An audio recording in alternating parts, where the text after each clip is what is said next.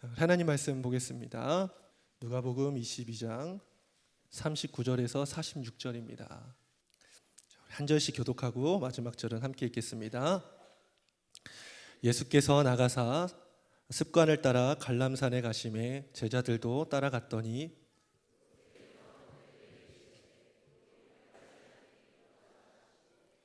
그들을 떠나 돌 던질 만큼 가서 무릎을 꿇고 기도하여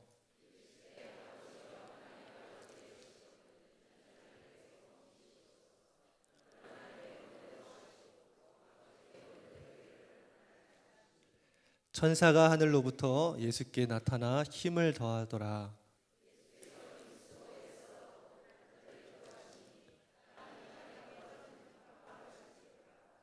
기도 후에 일어나 제자들에게 가서 슬픔으로 인하여 잠든 것을 보시고 함께 읽겠습니다. 이르시되 어찌하여 자느냐 시험에 들지 않게 일어나 기도하라 하시니라. 아멘.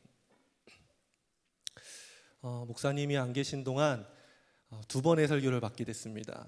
오늘 금요 성령 집회하고 그리고 3월 3일 주일 예배 설교를 맡게 됐습니다. 늘 느끼는 거지만 설교 강단에 선다는 거는 정말 부담되는 일 같아요. 거의 한 달 동안, 한 달 전에 이게 계획이 됐거든요. 한 달 전부터 계속 설교 생각만 나는 거예요. 일어나도 서도 설교 생각, 밥을 먹어도 설교 생각, 소화도 안 돼요.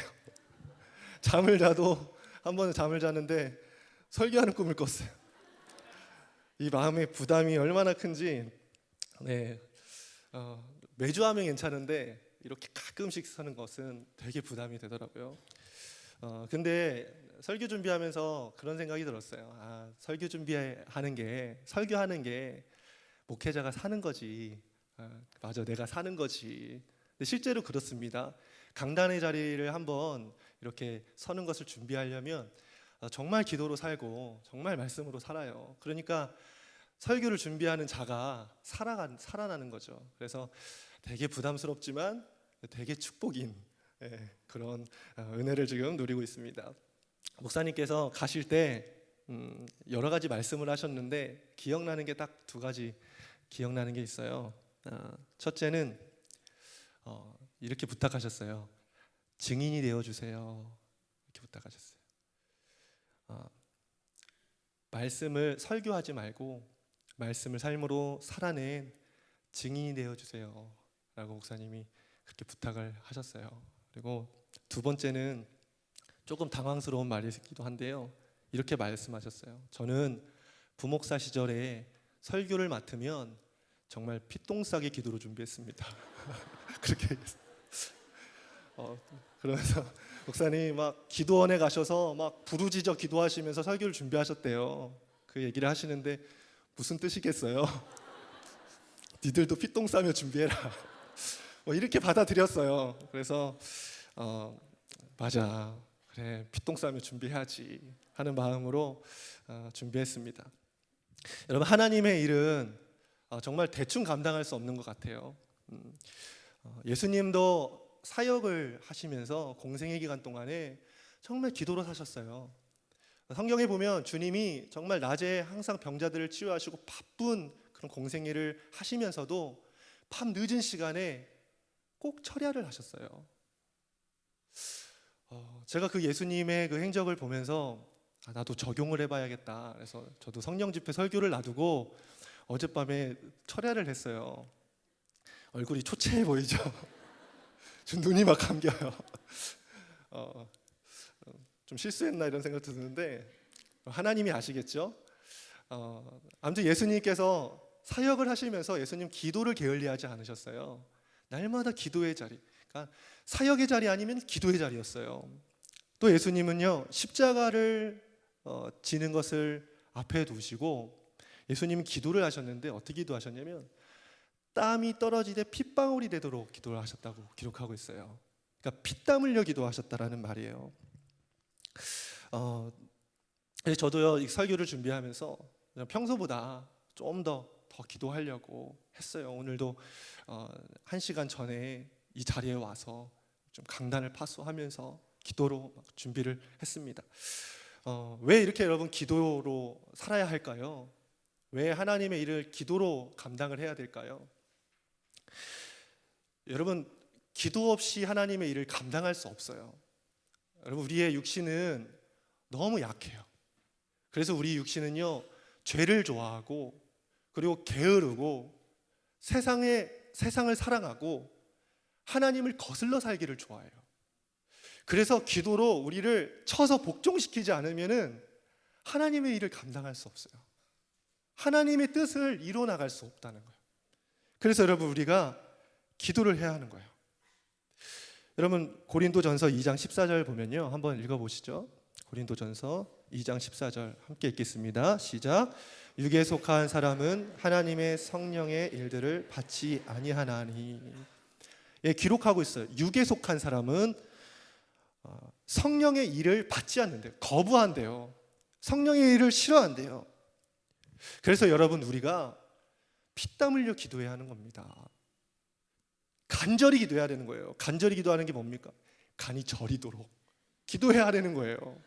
그래야 하나님이 원하시는, 성령이 원하시는 대로 우리가 살아갈 수 있게 되는 겁니다. 여러분, 오늘 본문 말씀을 보면요, 예수님께서 갈람산으로 기도하러 올라가십니다. 갈람산은 겟세마네라고 하는 별명을 가지고 있어요.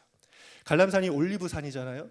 갈람산에 가면은 올리브를 짜는 틀이 있었다고 그래요. 그래서 갈람산의 별명이 겟세마네라고 했다고 합니다.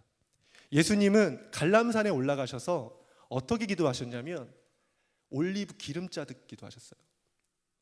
간절하게 피땀 흘려 기도하셨다는 거예요. 예수님이 왜 그렇게 기도하셨을까요, 여러분?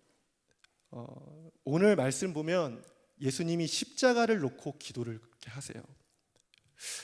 하나님이 예수님을 이 땅에 보내신 목적은 십자가를 지는 거예요. 그리고 그 십자가에서 죽는 거예요. 하나님이 그 예수님을 이 땅에 보내신 목적이었어요. 그런데 여러분, 십자가의 죽음은 당시에 가장 흉악한 형벌 중에 하나였어요. 고통스러워도 정말 몸서리치는 고통, 그런 고통을 당해야 하는 게 십자가 죽음이었어요. 그래서 예수님이 이 잔을 내게서 옮겨달라고 기도하시잖아요. 주님의 마음도 그랬던 거예요. 너무나 고통스러운 이 십자가, 될 수 있다면 다른 방법으로 죽으면 안 되겠냐고.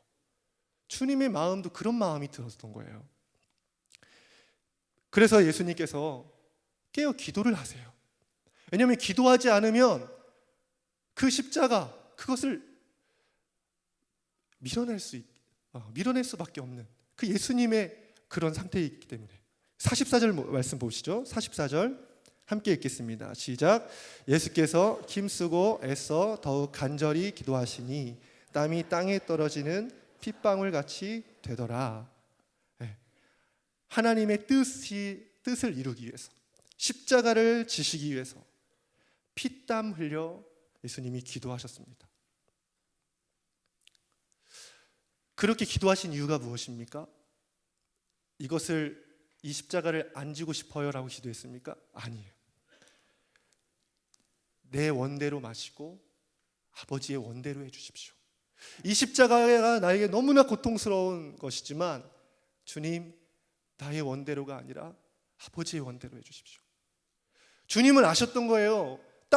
피땀 흘려 기도하지 않으면 주님의 원대로 되지 않을 거라는 거예요. 그래서 주님은 그렇게 기도하시며 주님의 원대로 되기를 기도하셨다는 거예요. 결국 예수님께서는 그 십자가를 거부하지 않으시고 담당하시죠. 예수님은 끝까지 여러분 승리하셨다는 것입니다. 그렇게 여러분 기도하신 예수님께서 누구를 찾아가세요? 제자들을 찾아가세요. 그런데 제자들이 어떻게 하고 있었습니까? 잠을 자고 있었습니다. 예수님께서 기도하러 가시기 전에 제자들에게 무엇이라 부탁하셨죠?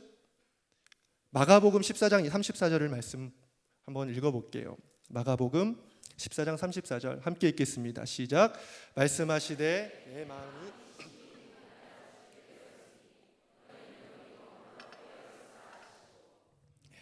깨어 있어라 라고 부탁하셨어요. 깨어 있으라는 말은 무엇입니까? 너희도 날 위해서 기도해라 하는 말이에요. 여러분, 정말 친구가 기도하러 가면서 부탁을 해요. 친구야, 내 마음이 정말 괴로워 죽겠어. 나 기도하려고 하는데 나를 위해서 깨어 있어줘 하고 부탁하러 갔어요. 그러면 무슨 뜻이에요? 기도해줘 라는 뜻이잖아요. 그렇게 부탁을 받고 맨날 자는 사람은 없을 거 아니에요. 기도해야 할 거 아니에요. 예수님께서도 제자들에게 함께 기도해 달라고 부탁을 하신 거예요. 그런데 여러분, 제자들이 어떻게 하고 있습니까? 예수님의 그런 간곡한 부탁에도 죄송합니다, 퍼질러 자고 있었어요. 갔는데 퍼질러 자고 있는 거예요. 막 꿈도 꾸고 막 잠꼬대도 하면서 막 세상 물정 모르고 막 자고 있는 거예요. 예수님께서 진짜 민망하게 깨우시면서 말씀하세요. 깨우시면서 46절 보시죠. 46절 함께 읽겠습니다. 시작.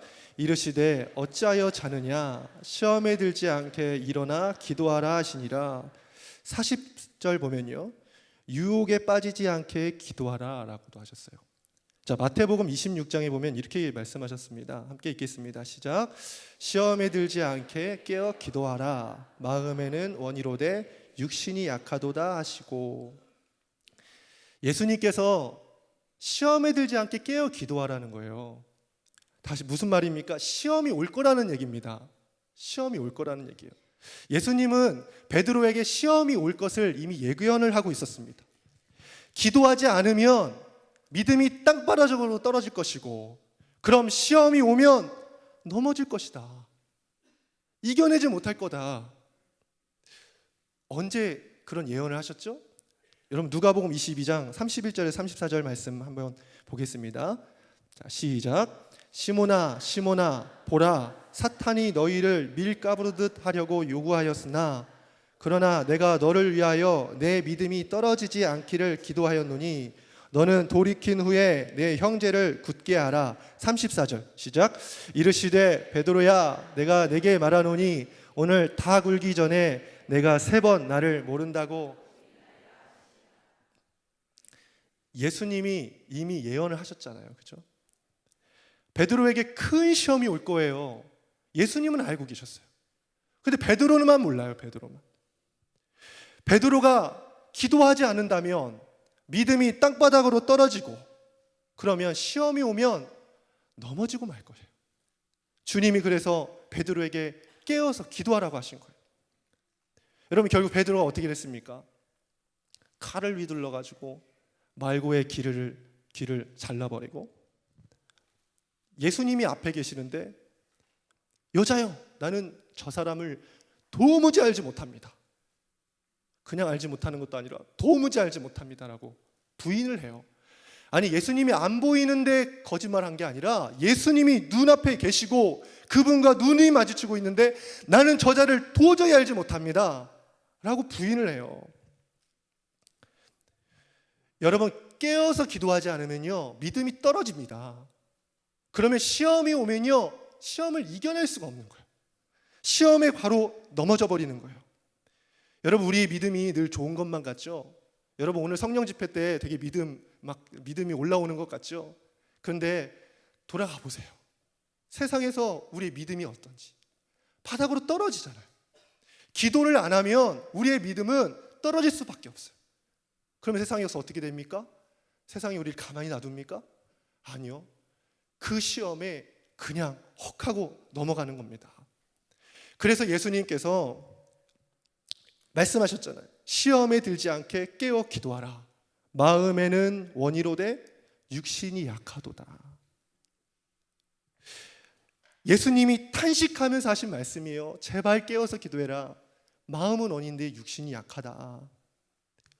여러분, 그런데 우리가 이 말씀이요, 우리가 살면서 이 말씀을 우리가 기도 안 하는데 핑계대기 딱 좋은 말씀으로 써요.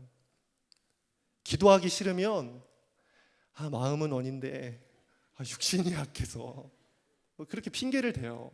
예수님은 그런 말 의도로 쓴 건 아닌데, 권사님 왜 특세 기간인데 얼굴이 안 보이세요? 특세에 나오셔서 기도하셔야죠. 아이고 목사님, 제가 마음은 원인데 육신이 약해서요. 이렇게 핑계를 대요. 피곤하다, 지친다, 몸이 안 좋다, 바쁘다. 우리는 늘 이 육신을 핑계대서 기도의 자리를 게을리합니다.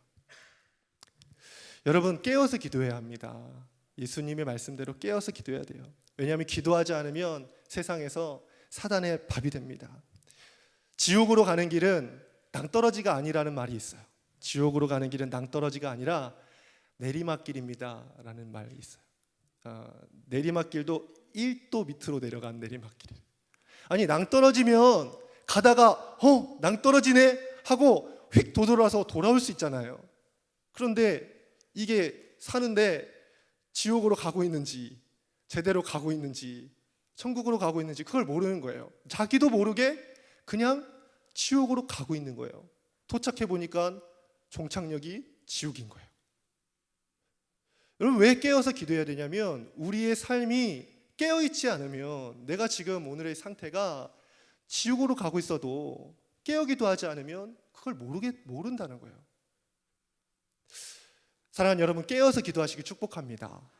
그렇게 깨어서 기도할 때에 우리의 영혼이 시험이 찾아올 때 이겨낼 수 있고, 지옥으로 가는 그 길에서 돌아서 하나님께로 갈 수 있게 될 줄 믿습니다. 여러분, 그렇다면 시험이 일어나는 곳을 알아야 돼요. 시험이 일어나는 곳을 알아야 우리가 정확하게 기도를 할 수 있습니다. 여러분, 마귀가 우리를 시험하고 우리를 유혹하는 곳이 있어요. 그곳이 가장 1차적으로 먼저 어디냐면 우리의 마음과 생각입니다. 우리의 마음과 생각. 여러분, 마귀는 우리의 마음과 생각을 공격합니다. 그래서 우리의 마음은, 우리의 생각은 영적 전쟁터입니다. 여러분, 이것을 알기만 해도 우리는 승리할 수 있어요.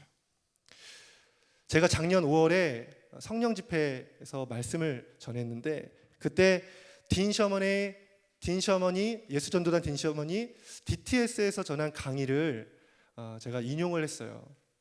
그때 했던 설교를 제가 재인용해서 여러분한테 좀 들려드릴게요. 잘 들어보세요. 영적 전쟁은 초자연적인 전쟁이 아닙니다. 무슨 귀신을 쫓아내고 초자연적 싸움이 아니라 우리가 날마다 살아가면서 벌어지는 자연적인 싸움입니다. 우리의 생각 속에서, 감정 속에서, 관계 속에서, 언어 속에서 벌어지는 싸움입니다. 사탄 마귀는 하나님을 거역하는 실체들입니다. 그러나 마귀는 하나님을 공격할 수 없다는 것을 압니다. 절대자이신 하나님을 마귀가 어떻게 공격합니까? 그래서 마귀의 타겟은 하나님이 아닙니다. 마귀의 타겟은 하나님의 자녀들입니다. 하나님이 사랑하시는 자녀들을 파괴시키면 하나님이 마음이 아프시다는 것을 귀신들은 압니다.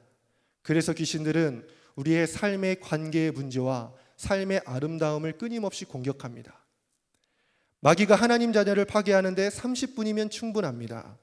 30분이면 한 사람을 파멸로 이끌고 한 가정을 박살낼 수 있습니다.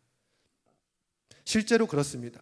30분이면 삶의 무게를 못 이기고 삶을 포기하고, 30분이면 유혹을 이기지 못하고 자신과 가족을 고통스럽게 만듭니다. 30분이면 형제를 저주하고 스스로를 고통스럽게 합니다. 마귀는 30분이면 우리를 박살낼 수 있다고 자신합니다. 그런데 소름 끼치는 사실이 있습니다. 마귀는 우리를 파괴하는 30분을 얻기 위해서 30년을 엎드려 기다립니다. 마귀는 우리를 파괴하려고 우는 사자와 같이 기회를 엿보고 있다는 거예요. 여러분, 이 얘기를 듣는데 저는 그때 당시 굉장히 소름 끼쳤어요. 왜냐하면 마귀는 자신하고 있대요. 30분만 마귀가 30분만 시간을 가지면 우리를 파멸로 이끌 수 있다고 자신하고 있대요. 그래서 그 30분을 얻기 위해서 30년 동안 웅크리고 우리를 노려보고 있다는 거예요. 이 얘기를 듣는데 소름이 끼치더라고요. 여러분, 딘 셔먼의 말에 의하면요, 지금 마귀는 어디를 공격하려고 하는 겁니까? 우리의 마음, 우리의 생각이, 우리의 마음과 생각을 30분만 사로잡으려고 하는 거예요.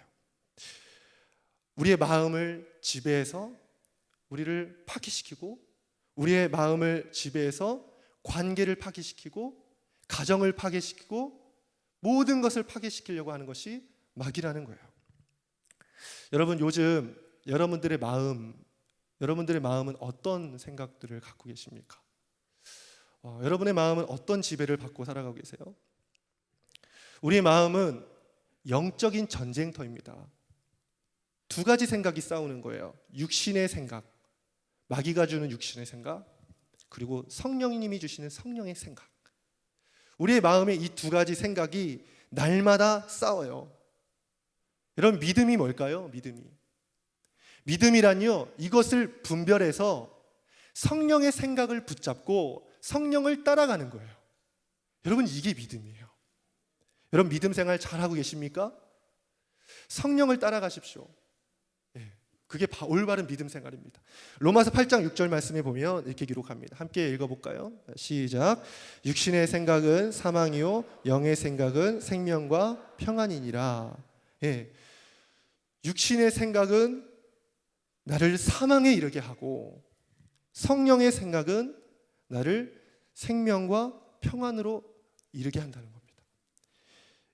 이것을 결론 삼고 성령을 붙들고 성령을 따라가는 것, 여러분, 그것이 믿음입니다. 어느 목사님이요, 목회자 모임을 하면서, 제가 이렇게 속한 목회자 모임을 하면서 거기서 자신의 어떤 고민들을 이야기를 하는 거예요. 한번 새벽 기도 때 나눈 이야기인데요, 이 목사님이 목사가 되는 길이 굉장히 힘들었어요. 왜냐하면 사모님 가정도 다 불신 가정이었고 목사님 가정도 다 불신 가정이었어요. 그래서 목회자로 가려고 하는데 이 두 가정이 부모님들이 다 극심하게 반대를 하는 거예요. 그래도 하나님이 부르신 소명이라고 부모님들이 반대하는데 그 길을 갔어요. 그리고 개척을 했습니다. 그런데 문제는 개척을 해서 교회가 성장하면 좋은데 교회가 성장이 안 되는 거예요. 계속 교회가 그냥 그 모습 그대로인 거예요. 힘들게 목회를 시작했는데 가족들에게 좀 잘하고 있다고 보여주면 좋잖아요. 나 성공하고 있다고 하고 싶잖아요. 그런데 교회는 날마다 그냥 그 모양 그 꼴인 거예요. 교회를 개척한 지 수년이 지났는데 성도라고는 그냥 할머니 몇 명이 앉아 계시고 매주 사람들은 안 오고 그 할머니들하고만 예배를 드리는 거예요. 그런데 어느 날 이 목사님 마음이 무너졌던 한 계기가 있어요. 어느 날 은혜롭게 주일 예배를 다 드리고 나서 성도님들하고 함께 모여서 식사를 하는데 이 할머니가 그러더라는 거예요. 내 팔자가 정말 개팔자다. 어디 용하다는 점쟁이가 있다던데 내가 오늘 이 밥을 먹고 거기를 한번 가봐야 되겠다. 그러더라는 거예요. 자기가 방금 전까지만 해도 딱 10분 전까지만 해도 막 정말 소리를 지어가면서 하나님 살아계시다고 그렇게 설교를 했는데 고작 돌아온 얘기가 내 팔자가 개팔자다. 점쟁이 찾아가겠다는 얘기를 듣고 목사님 마음이 무너진 거예요. 막 낙심이 찾아온 거예요. 그러다가 계속 믿음이 떨어지기 시작합니다. 그러다 시험이 찾아온 거예요. 절망적인 생각이 드는데 어떤 생각이 드냐면요, 정말 하나님이 날 부르신 걸 맞나? 하나님이 날 부르신 것도 아닌데 내가 혼자 착각하고 지금 이 길 걷는 거 아닌가? 지금이라도 목회를 그만둬야 되나? 그런 고민이 되더라는 거예요. 그러면서 되게 힘들게 그 얘기를 꺼내놓더라고요. 그 목사님의 말을 듣는데 정말 마음이 안타까웠어요. 그리고 기도해 드렸습니다. 사실 기도는 해드렸지만 목사님의 그 말이 사실 공감이 많이 됐어요. 왜냐하면 저도 그럴 때가 많거든요. 부르심이 맞나? 하나님이 나 정말 목사 되라고 날 부르신 거 맞나? 내가 혼자 착각하고 지금 이 길에 들어선 거 아닌가? 그럴 때가 종종 있거든요. 불쑥불쑥 찾아와요. 특히 저희 연약함을 볼 때, 설교자로서 자질이 없어 보일 때, 신학적인 지식도 짧고 언변도 부족하고 설교 자리에서 버벅거리다 내려왔을 때 그런 마음이 막 찾아와요. 목회자로서 부족한 부분들도 많이 있어요. 그것들을 보면서 이 길이 내 길이 맞나 하는 생각이 들 때가 있어요. 마귀 생각이죠. 분명히 마귀 생각입니다. 또 있어요. 제가 젊잖아요, 여러분. 제가 젊어요. 이 나이가 젊은데 목회를 하는 게 눌릴 때가 되게 많습니다. 지지난주에는 어떤 분이 밥을 사주시겠다고 해서 밥을 먹는데 저한테 밥을 먹다 그러시는 거예요. 목사님은 초등학교 교사하면 진짜 잘 어울리겠습니다. 그러시는 거예요. 제가 밥 먹다 체하는 줄 알았어요. 제 이미지가 초등학교 교사 같대요. 저는 목사 같다는 말을 거의 들어본 적이 없어요.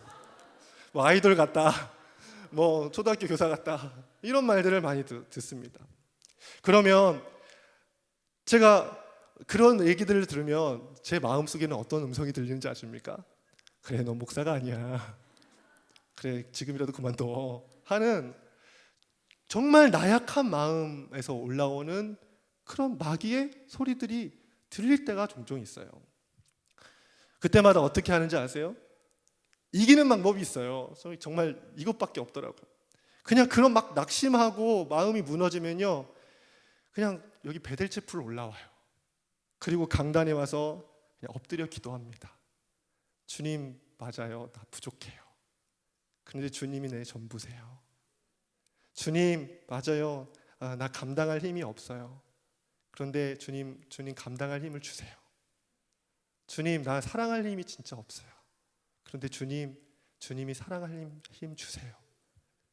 그냥 주님 의지하는 거예요. 주님 붙들고 막 씨름하는 거예요. 나무 뿌리 붙들고 막 씨름하는 것처럼. 그때 주님께서 마음을 되게 회복시킬 때가 많으세요. 자존감이 낮아지고 열등감에 시달릴 때 기도하고 주님을 간절히 구하면, 아니야, 넌 내 사랑하는 아들이야, 너는 내가 택하여 부른 내 종이야 하는 음성이 다시 올라와요. 그러면 그 음성을 붙들고 다시 회복하고 다시 승리하게 되는 것이죠.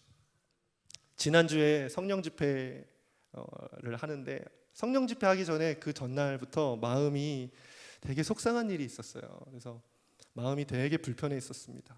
구체적으로 무슨 일인지는 말씀은 드리지 못하겠지만 마음이 되게 상해 있었어요. 집회가 다 끝났는데도 마음이 회복이 안 되는 겁니다. 다 정리가 되고 이제 경음악이 나오는데 고민이 되더라고요. 집에 들어가서 피곤한데 집에 들어가서 쉴까, 아니면 더 강단에 올라와서 기도를 할까 하는 고민이 되는 거예요. 여러분, 그런 고민이 될 때 있죠? 기도할까 갈까 하는 그런 고민이 될 때가 있어요. 근데 지난주에는 의지적으로 붙잡았어요. 맞아, 이런 마음으로 돌아가서 자면 지는 거지 하고 그냥 강단에 올라가서 여기 십자가 앞에서 여기 앉아가지고 주님 하고 그냥 기도도 안 되는데 그냥 계속 씨름을 했어요. 기도도 안 되는데 그냥 눈을 감고 계속 씨름을 하고 있는데, 이런 말 하면 좀 신비주의라고 할 수도 있는데, 갑자기 그냥 제 소견입니다. 제가 느낀 거니까 갑자기 짐승 같은 얼굴이기도 하고 사람 같은 얼굴이기도 한데 새까매요. 근데 갑자기 반짝 나타나 없어지는 거예요. 근데 그게 뭔지는 잘 모르겠는데 제 머리 정수리부터 발끝까지 쫙 소름이 돋는 거예요. 깜짝 놀랐어요. 소름이 쫙 돋는데 그때부터 막 기도가 터져나오기 시작하는 거예요. 기도가 막 터져나오는 거예요. 이대로 있으면 나 죽겠구나 하는 마음이 드는 거예요. 그때부터 기도를 선포하는데 어떻게 기도하냐면, 어둠의 거세는 떠나갈지어다, 마귀 사단아 예수 그리스도 이름으로 떠나갈지어다, 음란의 영아 떠나갈지어다, 계속 제가 선포 기도를 하는 거예요. 왜냐하면 얘가 눈앞에 있잖아요. 또 나타나면 어떡해. 그 선포를 하는 거예요. 막 계속 선포를 했어요. 그게 제가 성대가 되게 약하거든요. 조금만 해도 막 삑사리가 많이 나요. 근데 막 창피함에도 불구하고 막 부르짖었어요. 막 대적으로 기도했어요. 근데 그렇게 한 몇 분 정도 쫙 기도를 했는데, 그렇게 기도하는데 마음이요 평안해지는 거예요. 되게 마음 편안해지는 거예요. 마음에 막 기쁨이 찾아오고 막 이렇게 찬양이 흘러나오는 거예요. 아니, 방금 전까지만 해도 내 마음이 무너져 있었는데 갑자기 그 마귀 쫓아내니까 마음이 평안해지는 거예요.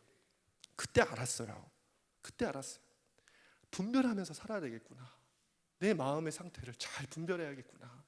만약 그날 기도할까 말까 하다가 그래 피곤하니까 일찍 가서 자자, 내일 아침 일찍부터 신방도 있는데 하고 들어가서 잤다면 제 마음의 한 100%의 마음에 한 5% 정도 마귀에게 정복을 당했을 거예요. 근데 그게 날마다 쌓이잖아요. 그럼 제 마음은 완전히 마귀의 종노릇이 돼버리는 거죠. 여러분 마음을 잘 지키고 사십니까? 마음을 잘 지켜야 합니다. 우리 마음은 늘 영적 전쟁입니다. 우리에게 수많은 마귀가 주는 생각들이 우리 가운데 들어와요. 너는 자격이 없는 사람이야. 너는 필요 없는 사람이야.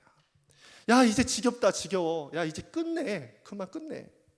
사랑은 아무나 하냐? 사랑은 아무나 하는 게 아니야. 너 사랑 못해 하는 그런 마음들이 들 때가 있어요. 잘 분별하셔야 합니다. 마귀의 생각이요.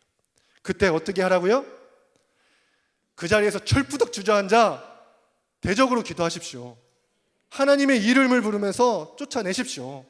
그러면 여러분의 마음은 마귀에게 정복당하지 않아요. 여러분의 마음은 하나님의 것이 됩니다. 그때 우리는 승리하게 되는 거예요. 여러분 기도하는 사람은요 절대 망하지 않습니다. 제가 장담해요. 절대 망하지 않아요. 기도하는 사람 망하지 않아요. 기도하는 가정은요 가정 안에서 불신 가정이라 할지라도 가정에서 한 사람이라도 기도하면요 그 가정은 깨지지 않아요. 왜요? 육신의 생각은 사망이고 영의 생각은 생명과 평안이기 때문이에요. 한 사람이라도 깨어서 기도하면 성령의 생각이 흐르게 되기 시작하거든요. 생명이 흐르고 평안이 흐르게 되거든요. 여러분 바울이 그걸 잘 알고 있었어요. 바울이 사역을 하면서 눌리는 일이 정말 많았습니다. 우리는 아무것도 아니에요. 바울 사역을 하면서 자기가 세운 교회 성도들한테 비방을 당할 정도로 바울에게 눌림이 정말 많았습니다. 그런데 바울은 뭐라고 고백하는지 아세요? 말씀 보시죠. 빌립보서 4장 6절에서 7절에 이렇게 기록하고 있어요. 함께 읽겠습니다. 시작. 아무것도 염려하지 말고 다만 모든 일에 기도와 간구로 너희 구할 것을 감사함으로 하나님께 아뢰라. 그리하면 모든 지각에 뛰어난 하나님의 평강이 그리스도 예수 안에서 너희의 마음과 생각을 지키시리라. 아멘. 아멘입니다. 시험이 왔을 때, 낙심할 때, 염려할 때, 외로울 때, 열등감에 빠질 때 염려하지 말고 기도와 간구로 감사함으로 기도하라는 거예요. 그러면 하나님의 평강이 그리스도 예수 안에서 하나님의 평강이 그리스도 예수 안에서 너희의 마음과 생각을 지키시리라. 아멘. 바울이 이렇게 승리했어요. 바울이 이렇게 승리하면서 살았어요. 얼마나 힘든 환경 속에서도 그만두고 싶을 때가 한두 번이 아니었을 거예요. 그런데 그렇게 힘들 때 기도와 간구로 주님 앞에 나아갈 때 하나님의 평강이 그리스도 예수 안에서 마음과 생각을 지키게 해주시고 평강과 생명을 바울에게 주셨다는 거예요. 그래서 바울이 승리할 수 있었어요.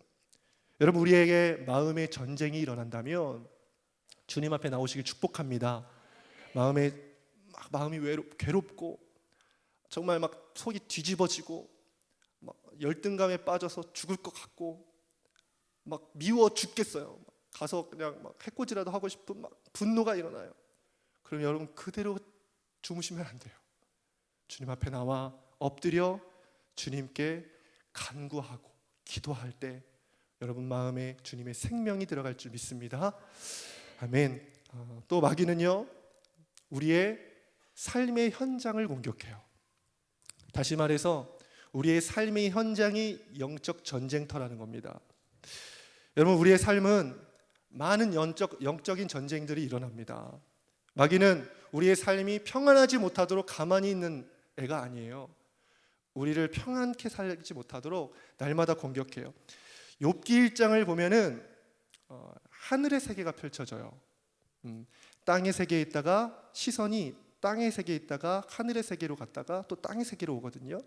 근데 하늘의 세계에 있을 때 영적인 세계가 열려요. 그때 하나님과 사단이 대화가 나오거든요. 하나님께서 사단에게 이렇게 얘기해요. 어디를 갔다 오는 길이냐? 이렇게 물어요. 그때 사단이 뭐라고 대답했냐면 이렇게 대답해요. 내가 땅을 이리저리 돌아다니다가 오는 길입니다 라고 얘기해요. 욥기 1장 7절 말씀 한번 읽어볼게요. 시작. 여호와께서 사탄에게 이르시되 내가 어디서 왔느냐? 사탄이 여호와께 대답하여 이르되 땅을 두루 돌아다녀 여기저기 다녀왔나이다. 사단이 왜 땅을 두루두루 돌아다녔을까요? 마실 나온 걸까요? 아니요. 베드로 사도는 그것에 대해서 이렇게 말씀합니다. 함께 읽겠습니다. 자, 베드로전서 함께 읽겠습니다. 시작. 근신하라 깨어라 너희 대적 마귀가 우는 사자같이 두루다니며 삼킬 자를 찾나니. 마귀가 돌아다니는 이유는 먹잇감을 찾으러 다니는 거예요. 연약해져 있는 자들을 삼켜서 멸망시키려고 마귀는 돌아다닌다는 거예요. 여러분, 우리가 삶 속에서 벌어지는 문제들, 우리가 영적으로 볼 수 있는 눈을 가져야 합니다. 그래야 마귀에게 먹히지 않아요. 마귀와 싸워서 승리할 수가 있어요. 사람들이 자신의 문제가 영적인 문제라는 것을 많이 알긴 알아요. 그런데 기도는 하지 않습니다. 기도만 하면 이기는데 왜 기도를 하지 않습니까? 영적인 실체를 정말 모르고 있는 거예요. 그냥 머리로는 아는 거죠. 근데 정말 실체를 모르고 있는 거예요. 그러니까 기도만 하면 이길 수 있는데 기도를 안 하는 거예요. 여러분, 출애굽기 말씀을 보면은, 저는 이 출애굽기 말씀을 보면서 정말 영적 전쟁에 승리하는 방법을 깨달았어요. 이스라엘과 아말렉과의 전투가 일어나잖아요. 그때 모세가 산 위에 올라가서 손을 들어 기도하면 이스라엘이 이기고, 피곤하여서 손을 내리면 아말렉이 이기고, 이걸 보는데 영적 전쟁 같더라고요. 우리 말씀을 한번 읽어보겠습니다. 출애굽기 17장 8절에서 16절. 자, 함께 읽어보겠습니다. 시작. 그때 아말렉이 와서 이스라엘과 르미딤에서 싸우니라.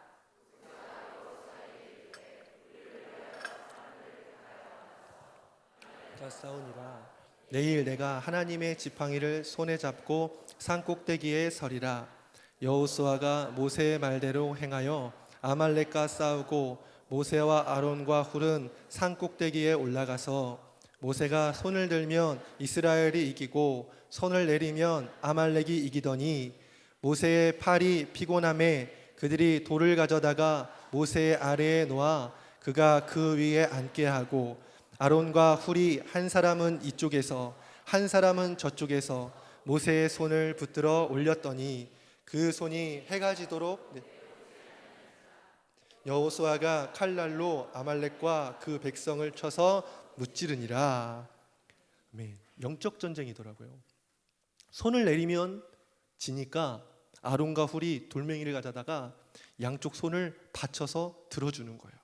결국 끝까지 손을 내리지 못하게 하고 기도를 해요. 그리고 결국 승리를 합니다. 전쟁에서 이길 수 있는 게 여러분 기도밖에 없다라는 것을 여러분 안다면 피곤해도 어떻게 내려요? 그렇죠? 우리의 삶의 문제가 영적 전쟁 중이라는 것을 안다면 어떻게 피곤하다고 기도를 안 해요? 여러분, 어느 날 제가 이 말씀을 읽는데 목회가 영적 전쟁이구나 라는 생각이 들었어요. 처음에는요, 이 영적 비밀을 알기 전에는 성도님들과 상담을 하면 마음이 좀 괴로웠어요. 왜냐면 상담을 하면 많은 문제들을 듣잖아요. 그런데 제가 되게 착해요. 그래서 뭐든지 해주고 싶을 때가 있거든요. 근데 뭐 해줄 게 없는 거예요. 제가 어떻게 질병을 치료해 줄 수 있겠으며, 제가 어떻게 경제적인 문제를 해결해 줄 수 있겠으며, 어떻게 자녀의 문제와 가정 구원의 문제를 제가 어떻게 해결해 줄 수 있겠어요. 그래서 처음에는 상담을 하고 나면 마음이 너무 괴롭고 너무 미안하고 그랬거든요. 그런데 이 말씀을 보는데 영적 전쟁이구나. 맞아. 뭐 안 해줘도 돼. 기도만 해주면 되지. 내가 손을 내리지 않고 계속 기도하면 되지. 그러면 승리하는 거잖아. 그럼 결론이 딱 생기니까요, 마음의 자유함이 생기는 거예요. 그래서 누군가 여러분 기도해달라고 부탁을 하면 정말 책임감 있게 기도합니다. 정말 붙들고 기도해요. 왜냐면 나한테 손 들고 기도해달라고 부탁한 거잖아요. 어떻게 피곤하도 손을 내려요? 내가 내리면 죽는 건데. 그러니까 계속 기도해요. 그렇게 기도하다 보면은 승리의 소식들이 들려와요. 이겨냈다고, 해결됐다고. 여러분, 제가 이 이야기를 어느 목사님한테 하니까 그 목사님이 자기도 그렇다면서 되게 공감을 하는 겁니다. 그리고 저에게 자기 얘기를 하는 거예요. 목회를 하다 보니까 그렇게 성도들이 삐지는 사람이 많대요. 그래서 평소에 교회가 잠잠하다가도 김지사가 삐졌다는 소식이 딱 들어온대요.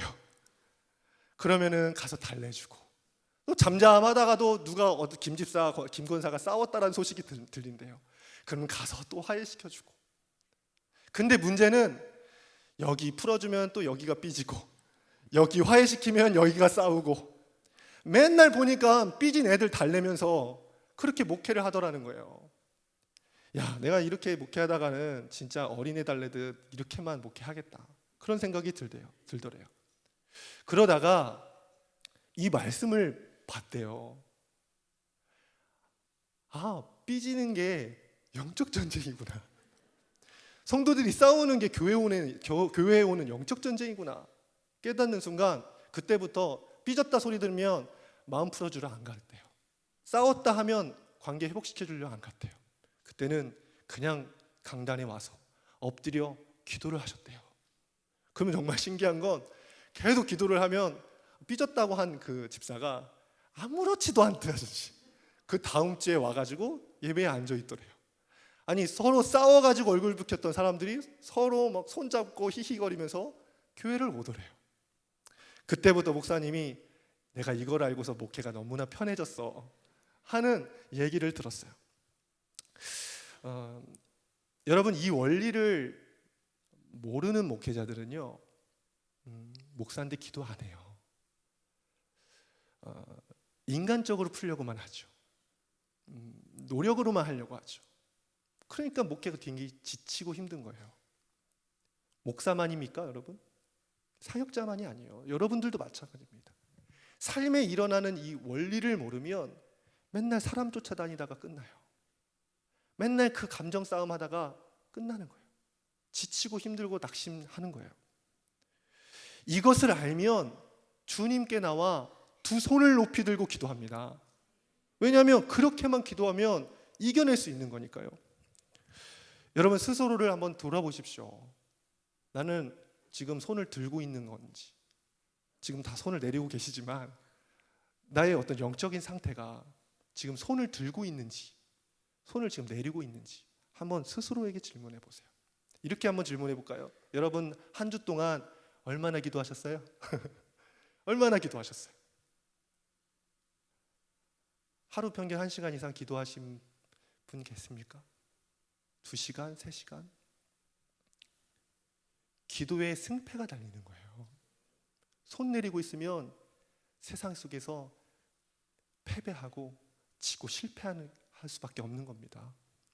제가 저희 교회 처음 왔을 때 2017년 12월 10일 날이었어요. 성령 집회 날이었어요. 이사를 했는데 담임 목사님이 성령 집회 오래요. 그래서 피곤한 몸을 이끌고 와가지고 여기 앉았어요. 여기 앉아 있는데 너무 예배가 뜨거운 거예요. 뭐 이런 교회가 다 있나? 너무 뜨거운 거예요. 막 찬양도 뜨겁고 막 통성 기도를 하는데 막 하늘이 뚫릴 것 같이 기도를 하시는 거예요. 그래서 속으로요, 수지에 기도하는 사람들은 다 여기 모였나 보다 하고 굉장히 쫄았다니까요. 그런데 문제는 제가 그분들을 대상으로 사역을 해야 되잖아요. 가만히 보니까 나보다 더 믿음이 좋은 것 같고, 가만히 보니까 나보다 더 열심이고 더 기도를 많이 하시는 분들 같은데 내가 할 수 있을까 하는 마음이 들더라고요. 그때는 마음이 그랬는데요, 지금 1년 지나다 보니까 지금은 이제 잘 알잖아요. 서로를 잘 알잖아요. 목장 보고서도 받아서 보거든요. 그러면 야, 얼마나 기도를 안 하는지. 정말 기도 안 하세요. 그냥 아예 빈칸으로 놔두세요. 목장 보고서. 기도 말씀 빈칸. 얼마나 말씀들을 안 읽으시는지. 교회 오면은 되게 믿음 좋아 보여요. 근데 실상 세상에 가면 기도도 안 하고 말씀도 안 봐요. 문제는 형제님들이죠. 형제님들 정말 기도 안 하시죠. 말씀 정말 안 보시죠. 그러면 여기 와 계신 분들은 좀 나아요. 핑계는 있어요. 기도 안 하고 말씀 안 보는 거에 핑계는 있어요. 왜냐하면 세상살이가 너무 바빠요. 너무 힘들어요. 이해는 됩니다. 진짜 시간이 없는 경우들이 있어요. 그런데 여러분, 세상이 내가 살아가는 세상이 전쟁터라는 것을 아는데, 영의 눈으로 그걸 보고 있는데 어떻게 기도를 안 할 수가 있어요? 생각해 보세요, 여러분. 배고프면 어떻게든 먹잖아요. 졸리면 어떻게든 자잖아요, 여러분. 그런데 마찬가지로 세상이 영적 전쟁터라는 걸 아는데, 전쟁을 하고 있는데 왜 기도를 안 하죠? 알고만 있을 뿐 그걸 체험하지를 못한 겁니다. 여러분, 내 삶의 현장이, 내 가정이, 내 직장이 전쟁터라는 걸 알면 우리는 손을 내릴 수가 없어요. 기도해야 하는 겁니다. 모세도요, 전쟁 속에서 그 출애굽 여정이 전쟁이라는 걸 알았어요. 전쟁 속에 있다는 걸 알았어요. 그래서 모세는 깨어 기도하죠. 이스라엘이 출애굽하고 많은 문제들이 있었습니다. 출애굽 이후에 시험이 끊이지 않아요. 무리 가운데는 원망하고 불평해서 조직을 와해시키고 민족을 파괴시키려고 하는 자들이 있었어요. 이때 여러분, 모세가 발휘한 지혜가 뭔지 아십니까? 침투해 오는 대적 하나하나 대적하지 않았어요. 이 원망과 불평하는 사람 하나하나 다 대적하지 않았어요. 모세가 어떻게 했냐면요, 회막을 만들어요. 왜 회막을 만들었을까요? 출애굽기 33장 7절 말씀을 함께 읽어볼게요. 세 번역으로 한번 읽어보겠습니다. 시작. 이스라엘 백성이 진을 칠 때마다 모세는 장막을 거두어 가지고 진 바깥으로 나가 진에서 멀리 떨어진 곳에 그것을 치곤 하였다. 모세는 그 장막을 주님과 만나는 곳이라고 하여 회막이라고 하였다. 모세가 주님을 만나기 위해서 회막을 만듭니다. 결국 주님을 만날 때 전쟁에서 승리할 수 있다는 걸 알았던 거예요. 주님만 만나기만 하면 되는 거예요. 그러면 주님이 일하시니까. 그래서 모세는 주님의 회막 앞에 가서 주님의 임재를 구했어요. 침태해오는 대적에게 주님께서 싸우시도록 주님의 얼굴을 구했어요. 그래서 모세는 승리할 수 있었습니다. 여러분, 우리 삶의 문제가 마귀로부터 오는 영적 전쟁이라는 것을 안다면 여러분, 회막을 만드세요. 회막을 만드세요. 가정이든 직장이든 교회가 될 수도 있어요. 회막을 만들어서 그곳에 나와 얼굴을 구하세요. 하나님을 만나는 곳을 만드세요. 전쟁 속에 하나님만 만나면 끝나는 거예요. 하나님이 일하시는 겁니다. 여러분, 우리가 무슨 재주로, 무슨 능력으로 우리 부모를 변화시킵니까? 우리가 무슨 능력으로 우리의 남편, 우리의 자녀를 변화시킵니까? 우리의 문제를 어떻게 우리가 해결할 수 있습니까? 우리는 못해요. 그런데 회막에 나가서 하나님을 만나면, 하나님을 만나는 그 순간 하나님이 일하시는 거예요. 한 믿음 생활한 지 얼마 안 되는 한 성도님이 계시는데, 이 성도님의 가정이 매우 부유하고 다복해 보여요. 그런데 이 가정이 정말 부유하고 다복해 보이는데, 남편은 서울대 의대를 나오셔서 개인 병원을 하고 계시고, 큰아들은 카이스트에서 총망받는 학생인 거예요. 겉으로 보면 정말 다복해 보여요. 근데 이 성도님의 마음에 근심거리가 하나 있었어요. 그것이 무엇이냐면 둘째 아들이었어요. 둘째 아들이 방황을 너무 심하게 하는 거예요. 아들이 집에도 안 들어와요, 잘. 그리고 오토바이를 타고 다니면서 친구들하고 폭주를 하면서 다니는 거예요. 그러다가 가끔씩 집에 들어올 때면 술에 만취해가지고 집에 들어오는데, 집에 들어오는 이유는 오직 하나입니다. 돈 달라고 들어오는 거예요. 성도님이 둘째 아들 때문에 막 마음이 썩어가고 있는 거예요. 그래서 이 아들이 집에 들어오기만 하면은 막 소리를 고래고래 지르면서 막 저주 섞인 말을 하면서 막 욕을 한 거예요. 그러면 아들도 질 수 없으니까 막 폭언을 하면서 집안 살림 때려 부시고 막 엄마랑 한바탕 싸우고 집을 에이씨 하고 집을 나가버리는 거예요. 그것이 매일 반복되는 겁니다. 이해는 돼요. 이 성도님 마음이 얼마나 뒤집어지고 힘들었으면. 그런데 어느 날 이분이 성경을 보는데 이 이스라엘과 아말렉과의 전투 장면을 눈으로 보게 된 거예요.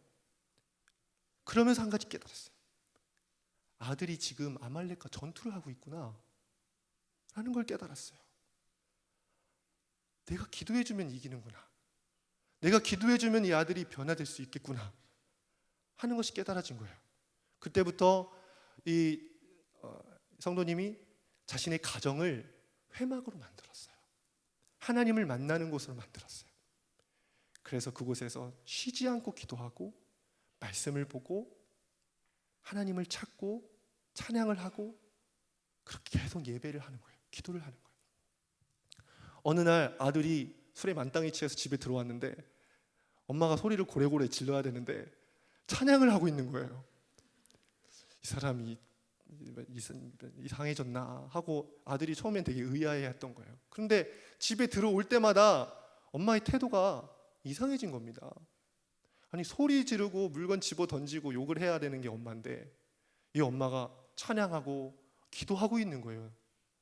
야, 엄마가 드디어 미쳤구나, 그렇게 생각이 들더래요.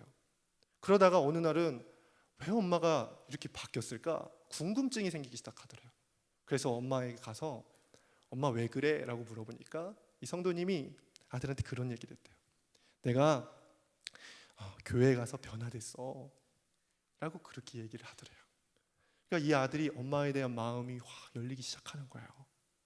엄마를 변화시킨 교회라면 나도 한번 나가볼게, 그렇게 약속을 하더래요. 그리고 돌아오는 주에 아들이 오기로 했대요. 그래서 아들이 왔는데 폭주족 친구들을 잔뜩 데리고 교회에 와가지고 저 뒤에 막 무리를 지어서 앉아 있었다는 거예요. 그게 한 주, 두 주, 세 주, 네 주 지나면서 아들이 조금씩 말씀이 들어오기 시작하고 아들이 변화되었다라는 그런 간증을 하더라고요. 여러분, 우리의 삶이 실패하고 낙심하고 절망스러운 이유는 기도하지 않기 때문입니다. 깨어서 기도하면 여러분 모든 삶의 문제는 역전시킬 수 있어요. 이런 찬양이 생각났어요. 기도할 수 있는데 왜 걱정하십니까? 제가 옛날 찬양 많이 알거든요. 기도할 수 있는데 왜 걱정하십니까? 되게 가사가 짧아요. 기도할 수 있는데 왜 걱정하십니까? 기도하면서 왜 염려하십니까? 주님 앞에 무릎 꿇고 간구해 보세요. 마음을 정결하게 뜻을 다하여. 같이 불러볼까요? 네, 같이 한번 불러봅시다. 기도할 수 있는데 왜 걱정하십니까? 기도하면서 왜 염려하십니까? 기도하면서 왜 염려하십니까? 주님 앞에 무릎 꿇고 주님 앞에 무릎 꿇고 간구해 보세요. 간구해 보세요. 마음을 정결하게, 마음을 정결하게 뜻을 다하여 기도할 수 있는데 기도할 수 있는데 왜 걱정하십니까? 기도하면서 왜 염려하십니까? 염려하십니까? 여러분, 염려하지 않고 걱정하지 않고 주님 앞에 무릎 꿇고 간구하면 주님이 역사해 주십니다. 저는 정말 염려하지 않고 기도했을 때 하나님의 역사를 본 적이 있어요. 제가 21살 때 스리랑카로 단기 선교를 간 적이 있거든요. 청년들 30명하고 함께 스리랑카에 가서 함께 단기 선교를 했는데, 그렇게 선교를 했어요.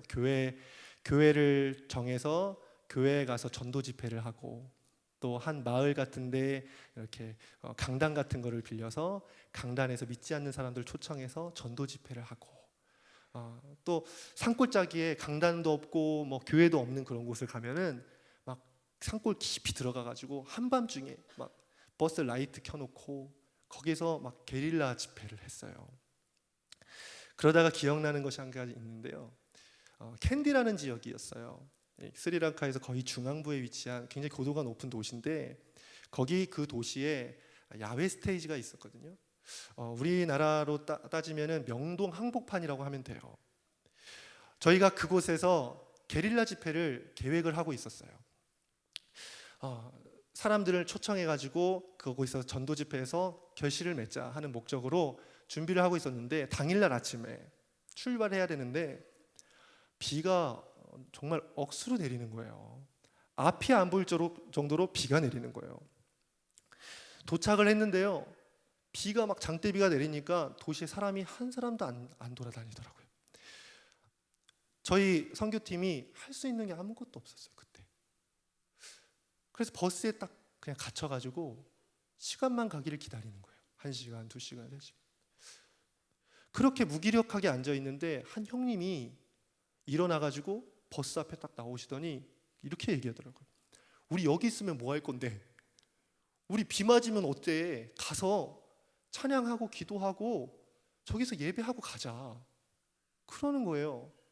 그래서 맞아, 우리 여기서 있으면 뭐해? 어차피 왔는데 기도하고 가자 하고서 일어나서 다 같이 들어가서 이렇게 우비 쓰고 장대비가 내리는데 그 스테이지에 올라가서 동그랗게 둘러 앉아서 막 찬양을 하고 기도를 하고 막 그렇게 예배를 했어요. 그렇게 한참을 예배를 하는데요, 비가 조금씩 잦아지기 시작하는 거예요. 그리고 비가 멈추더니 하늘이 그 먹구름들이 쫙 열리면서 그 빛이 저희가 서 있는 그 스테이지에 쫙 비치는 거예요. 저희가 그것을 보는데 정말 하나님 살아계시는구나, 정말 하나님의 임재가 막 느껴지는 거예요. 그러면서 막 다들 기도하면서 막 통성을 하고 울기 시작하는 거예요. 제가 이 얘기를 했더니 누가 우연이래요, 우연. 제가 어이가 없어가지고. 거기에 안 있어 보면 그게 우연인지 하나님 역사인지 모르죠. 우연 아니에요, 우연 아니에요. 정말 거기에 서 보니까요, 하나님 역사예요. 기도하니까 그때부터 비가 그치고 구름이 걷히고 햇빛이 내려지기 시작하는데, 저희가 그냥 우는 게 아니라 막 오열을 하면서 우는 게 있잖아요. 선교팀들이 막 꺽꺽꺽 하면서 막 떼굴떼굴 굴면서 막 하나님이 살아계심을 봤으니까 떼굴떼굴 굴면서 막 우는 거예요. 사람 한 명도 안 돌아다녔던 그곳에 이상한 외국인들이 와서 무대 위에서 이상하게 미친 짓을 하고 있으니까 사람들이 호기심이 됐나 봐요. 그래서 이 사람 한 사람 오더니 저희가 서 있는 그곳에 뺑 둘러 사람들이 모이기 시작하는 거예요. 저희는 막 울고 있고 사람들은 뭔 일이야 하고선 다 구경을 하고 있는 거예요. 그때 저희 역시 영적 지도자이신 목사님이 야, 우리 이제 정신 좀 차리자. 정신 차려, 이제 정신 차려 하고 우리 전도 집회 하자. 그때 우리가 준비해간 찬양을 하고 여러 가지 우리 그곳에 모인 사람들에게 태권도도 보여주고 부채춤도 해주고, 그리고 목사님이 준비한 말씀을 선포하고 우리 찬양하면서 콜링하고 예수 믿을 사람 나오라고 하고 안수기도도 하고 그런 사역을 하는데, 축사가 축사를 하면서 귀신이 떠나가고 그곳에서 힌두교인들 머리에 이마에 이렇게 점 찍잖아요. 이게 뭔지 모르겠는데 나와서 이거 이렇게 지우는 거예요. 나 이 예수 믿겠다고. 그곳에 모인 500명 중에 상당한 인원이 예수 믿겠다고 작정을 하고 돌아갔어요. 저희 선교팀이 그렇게 집회를 끝났는데도 이 울음이 안 멈추는 거예요. 집회 시작부터 끝까지 계속 다들 울고 있었거든요. 버스를 타고 가는데도 막 다 울고 있고, 숙소에 도착해서 씻고 있는데 함께 방을 쓰는 형님이 샤워를 하면서 보니까 화장실에서 울고 있어요. 제가 문고리를 잡으면서 형 왜 울어? 그만 울어 형 하고, 정말 그때 임재가 어찌나 강력했던지 숙소에 돌아왔는데 밤이 새도록 이 선교팀들 마음에 하나님이 주신 그 감격으로 인하여 계속 울음이 끊이지 않는 거예요. 기도할 때 하나님의 역사를 봤어요. 손을 들어 내리지 않고 기도할 때 하나님이 그 환경을 역전시키는 것을 경험했어요. 여러분들도 경험하길 축복합니다. 바울과 실라가 옥에 갇혔을 때 그들은 할 수 있는 게 아무것도 없었어요. 그들이 할 수 있는 것은 오직 감사와 기도와 찬양뿐이었어요. 그때 땅이 진동하고 옥문이 열리고 간수가 구원을 받는 역사가 일어났습니다. 여러분, 기도하면 하나님이 여러분의 삶을 대역전 반전시킬 것입니다. 승리케 하실 것입니다. 제가 기도가 핵폭탄같이 느껴지더라고요. 기도는 핵폭탄과 같아요. 전세가 아무리 역전돼 있어도 핵폭탄 한 방이면은 이길 수 있는 거예요. 근데 여러분, 기도가 핵폭탄이면 뭐합니까? 쏘아올릴 발사대가 있어야지. 기도가 그런 능력을 가졌는데 기도하지 않으면 아무 일도 일어나지 않아요. 여러분, 쏘아 올리십시오. 핵폭탄을 떨어뜨리세요. 그러면 하나님이 역사하십니다. 기도하는 시간은, 말씀 정리합니다. 기도하는 시간은, 내가 기도하는 이 시간은 성공과 실패가 갈라지는 시간입니다. 내가 기도하는 이 시간은 승리와 패배가 갈라지는 시간입니다. 쉬지 않고 손을 내리고 하지 않고 기도하는 자들에게는 하나님이 승리케 하실 것입니다. 그러나 쉬고 게을러서 기도하지 않는 자들은 날마다 마귀의 심에 넘어져서 패배하고 지옥에 갈 거예요. 여러분, 피곤해도 손을 내리지 않길 축복합니다. 주님이 말씀하신 것처럼 마귀의 시험에 깨어 기도하라. 여러분, 기도하셔서 삶 속에서 승리를 경험하신 여러분들에게 축복합니다. 함께 우리 찬양하고 함께 기도하겠습니다. 우리 나오셔서 세상의 유혹 시험이 함께 찬양하겠습니다.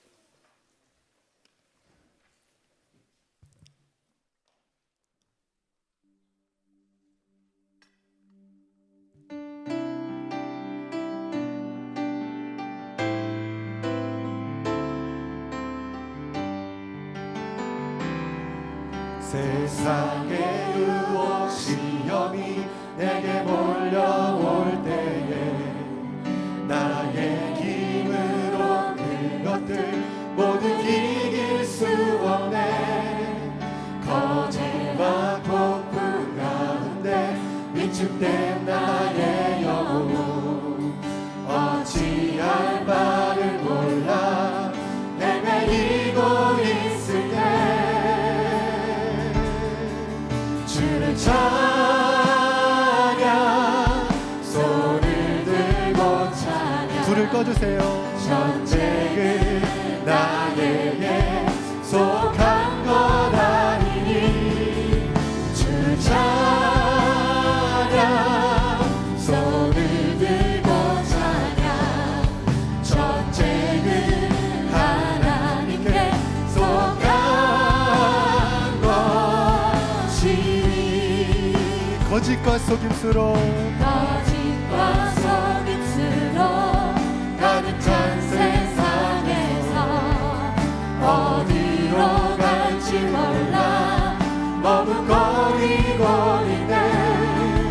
공중의 것에 작은 자 지금도 우리들은 실패와 절망으로 넘어뜨리려 하네.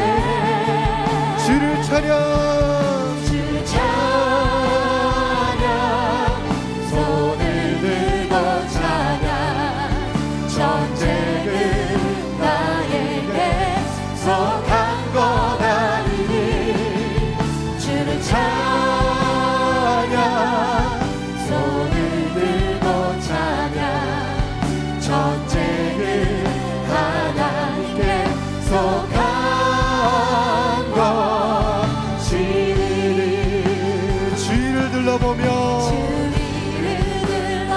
아무도 없는 듯 믿음의 눈을 들며 보이는 분 계시네. 지금도 내 안에서 역사하고 계시는 사망과 어둠의 권세를 물리치신 예수님, 손을 들어 우리 함께 찬양합시다. 아멘.